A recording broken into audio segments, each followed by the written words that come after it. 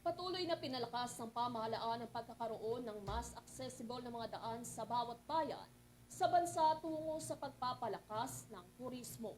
Kaya naman kailang lang ay nilunsad sa Antique ang isang bagong proyekto na lilikha sa Nasuli Bridge. Tunghayan ang kabuuan ng balita mula kay Kay Perez. Ang pagpapalakas ng turismo sa bayan dahil sa tulay na magiging daan o mag-uugnay sa iba't ibang lungsod at lalawigan ng Iloilo na magkaroon ng bagong ruta papuntang San Remedyo. May nakalaang 200 milyong pondo para sa tulay ng Nasuli. Nag-uugnay ang tulay sa 8 mga barangay, kabilang ang Vilvar, Baladhay, Karawisan 1 at 2, Carmelo 1 at 2, Magdalena at General sa barangay Nasuli at sa town proper.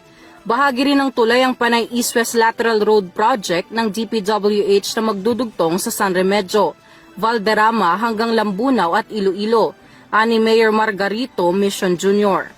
Sa pamamatnugot ni Senator Loren Legarda sa inaugurasyon ng proyekto kasama sila Lone District Representative Antonio Agapito Legarda at Department of Public Works and Highways Assistant Regional Director Al Furuto. Ang pagpapalakas ng turismo sa bayan dahil sa tulay na magiging daan o mag-uugnay sa iba't ibang lungsod at lalawigan ng Iloilo na magkaroon ng ibang ruta papuntang San Remedyo. Sinabi ni Barangay Karawisan Chief Ruby Legaspi na hindi na kailangan mag-alala ng mga residente para sa kanilang kaligtasan at ng mga anak nitong nagsisitawid sa ilog.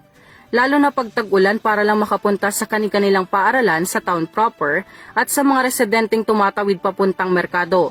Naging malaking kaluwagan naman ito sa marami dahil anila madali na lang ang transmisyon ng mga produktong pang-agrikultura sa merkado at mas madaling ruta para sa lahat. Para sa EuroTV News, ako si Kay Perez, sumasaludo sa bawat Pilipino.